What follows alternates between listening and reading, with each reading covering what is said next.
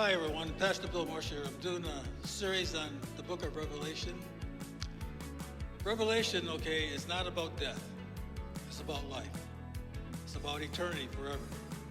And I pray that you will enjoy what you hear, and I pray that you'll be able to apply it to your life.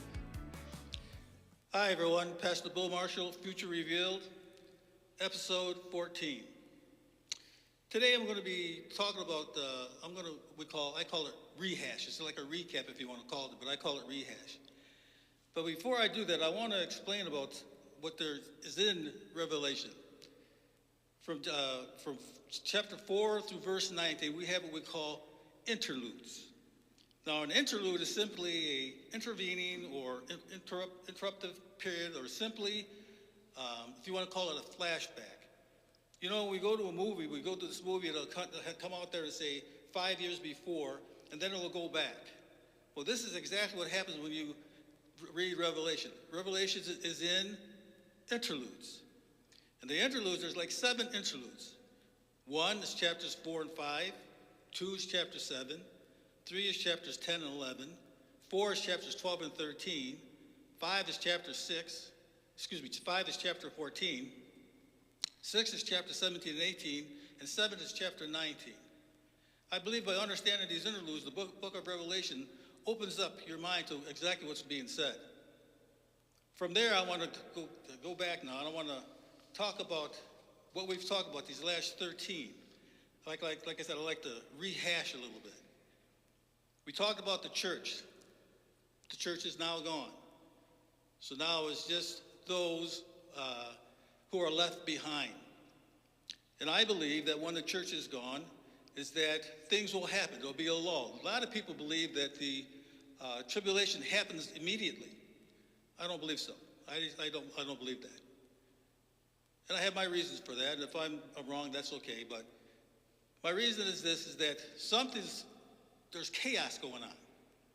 People don't know what to do. They just lost loved ones, and all kinds of things are going on. What happens now, there's no law, there's no morals, what you might say. People are living the way they want to now. They're doing things the way they want. In other words, if it feels good, do it. That's what's going on after the rapture.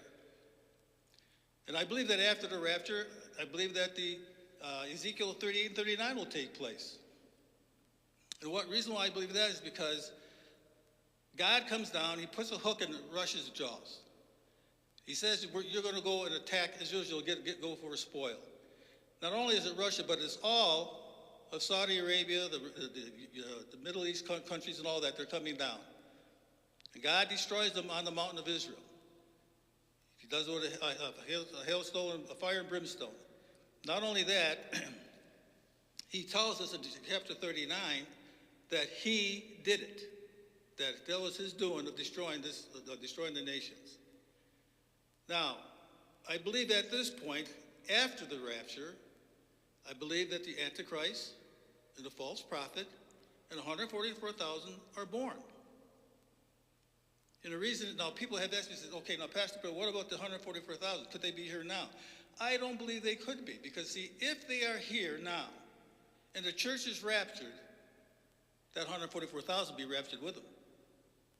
So they are going to be after the rapture. They are going to be what we call, God calls them in God's word, they are going to be the first fruits, the 144,000. Now, when they start their ministry, because they're evangelists, when they start their ministry, they're 30 years old. So in other words, the tribulation, I believe, won't happen between 30 and 40 years later. And so a lot of people will be saving, right now we got people hoarding up goods and water and all this kind of stuff, but they're thinking for a 7-year period. I believe it's going to be 30 or 40 years because things are going to be happening. And then you're going to have your Antichrist and false prophet. They're going to be born after that.